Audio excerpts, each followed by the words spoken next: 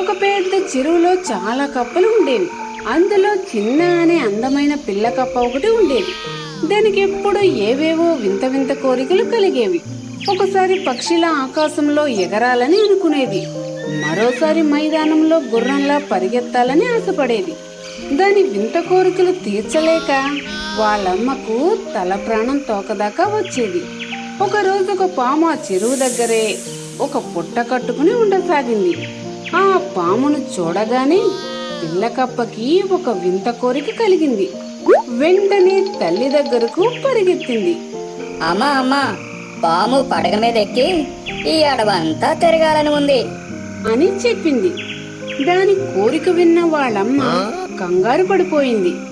అబ్బా, ఏం కోరికరా నీది? పాము దగ్గరికి వెళ్ళావంటే చస్తావు. అలాంటి పనులేం చెయ్యకు అంటూ తల్లి బుజ్జగించింది. తల్లి మాటలను పిల్లకప్ప పట్టించుకోలేదు. ఎలాగైనా తను ఈ ఒక్క కోరిక తీర్చుకోవాలనుకుంది. ఓసారి తల్లి లేని సమయం చూసి పాము పుట్ట దగ్గరకు వెళ్ళింది. హాయ్, నా పేరు చిన్న. నన్ను నీ పడగపై ఎక్కించుకోవా అని పామును అడిగింది. పిల్లకప్ప ధైర్యంగా వచ్చి తనను అడగడం చూసి పాము చాలా ఆశ్చర్యపోయింది. పైగా పాముకు ఆకలి కూడా వేస్తుంది. వెంటనే లటుక్కున ఆ కప్ప పిల్లను మింగేయాలనుకుంది. కాని ఆ పాము కొంచెం మంచిది. పిల్లకప్ప చనిపోయే ముందు దాని కోరిక తీర్చాలనుకుంది.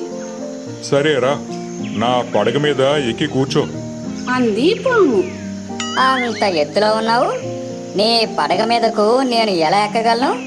ఓ సదా, ముందు ఆ రాయి మీద ఎక్కి ఆ తర్వాత నా పడగ పైకి దూకు అని చెప్పింది పాము. పాము చెప్పినట్టే చేసిందా పిల్లకప్ప. పాము పడగపై కూర్చుని అలా వెళ్తుంటే దానికి చాలా సంతోషం వేసింది. తన పిల్ల కోసం వెతుకుతూ చెరువు బయటకు వచ్చిన తల్లి కప్ప ఈ దృశ్యం చూసింది. అయ్యో చిన్న, ఎంత తెరువు తక్కువ పని చేశావు.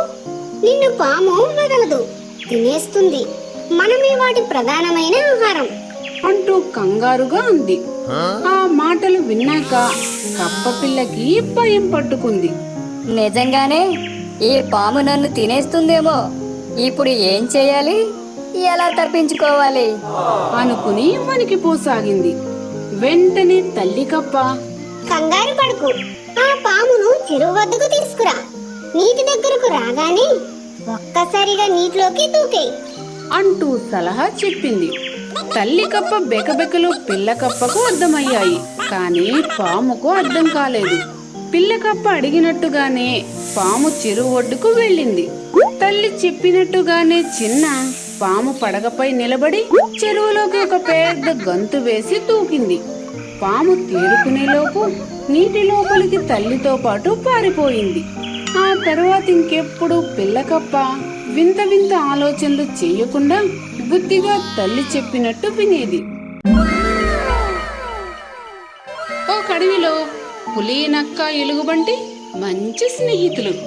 వాటికి ఎన్ని పనులున్నా అవి రోజులో ఒక్కసారైనా మామిడి చెట్టు దగ్గర కలుసుకుని సరదాగా కబుర్లు చెప్పుకునేవి. ఆనందంగా గడిపేవి. వాటి స్నేహం గురించి మిగతా జంతువులు చాలా గొప్పగా మాట్లాడుకునేవి.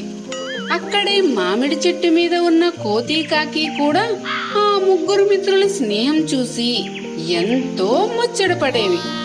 వాటితో స్నేహం చేయాలని అనుకున్నాయి.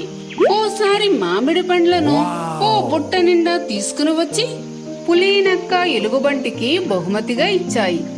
మిమ్మల్ని చూస్తుంటే మంచి స్నేహం, నల్లా నట్పు, ఉత్తమ స్నేహ, నల్లా సౌర్ధం, అచ్చి దోస్తి. ఆహా, ఫ్రెండ్షిప్ మీద పాన్ ఇండియా సినిమా చూస్తున్నట్టుంది. మీ ముగ్గురితో మేమిద్దరం స్నేహం చేయాలనుకుంటున్నాం.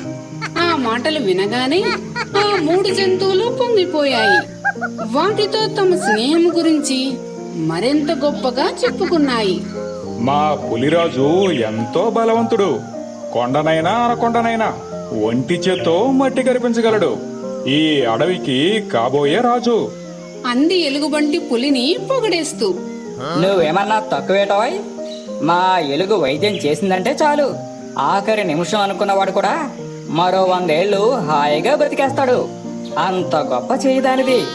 అంటూ నక్క ఎలుగుబంటిని ఆకాశానికి ఎత్తేసింది. చెప్పకూడదు గాని మా నక్కను కొట్టే తెలివితేటలు ఈ అడవిలో ఎవ్వరికీ లేవు. దాని బుర్రే బుర్రా.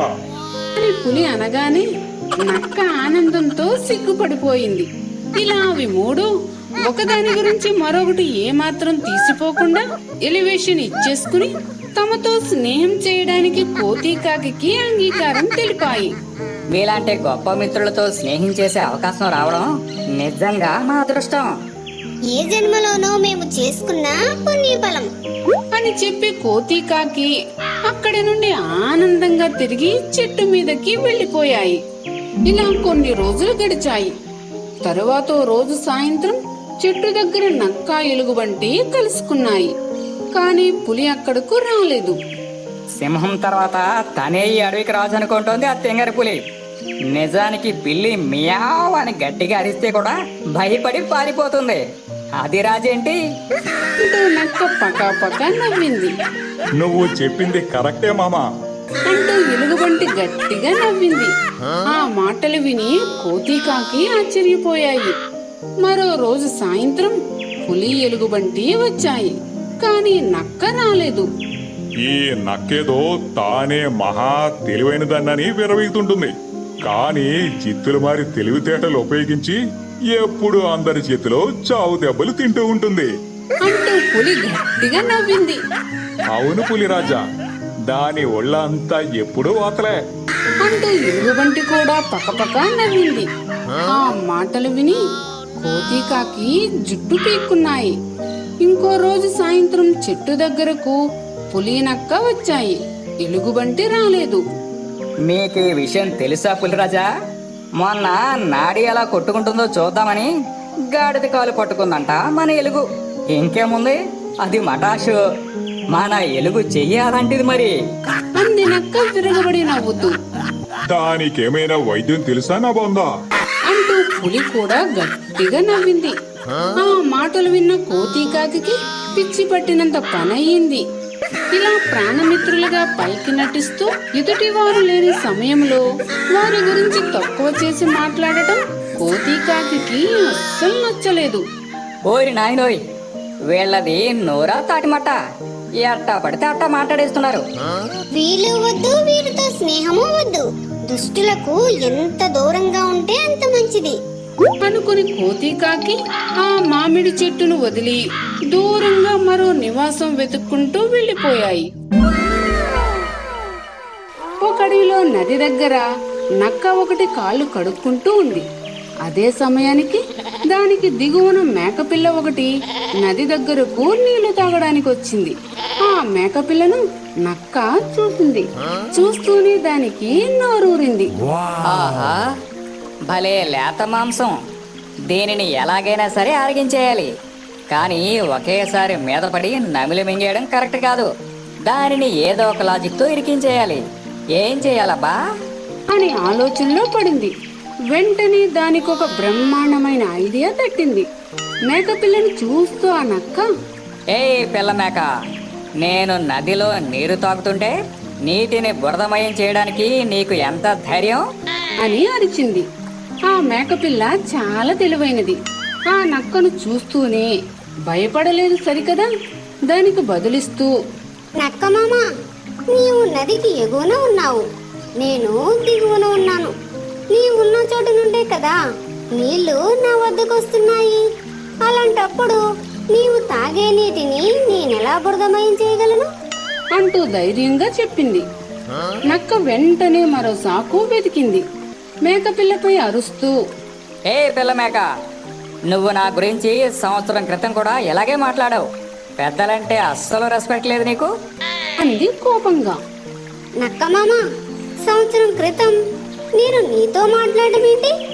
నేనింకా అప్పటికి పుట్టనే లేదు అని ప్రశాంతంగా బదులిచ్చింది మేకపిల్ల. నువ్వు చెప్పింది కరెక్టే కావచ్చు. బహుశా అప్పుడు నీ తండ్రి అనుకుంటా ఇలాగే మాట్లాడింది. నువ్వు వేరు, మీ నాన్న వేరు కాదు కదా. ఎవరు చేసినా తప్పు తప్పే. అందుకే మీ నాన్నకు బదులుగా నిన్ను తినేస్తాను అంటూ కోపంగా అరుస్తూ మేకపిల్ల మీదకు అమాంతం దూకబోయింది నక్క. అయితే అదే సమయానికి మేకపిల్లను వెతుక్కుంటూ అక్కడికి వచ్చిన కాపరి దాడి చేయబోతున్న నక్కను చూసి దుడ్డు కర్రతో ఒక్కటి తగిలించాడు. అంతే, అది లబోదిబోమని అరుచుకుంటూ అక్కడి నుండి పరుగు తీసింది.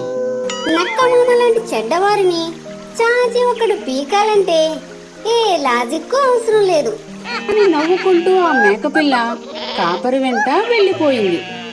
ఈ కథలో నీతేమిటంటే ఆపద తలపెట్టడానికి ముందు చెడ్డవారు ఏదో ఒక సాకు వెతుక్కుంటారు.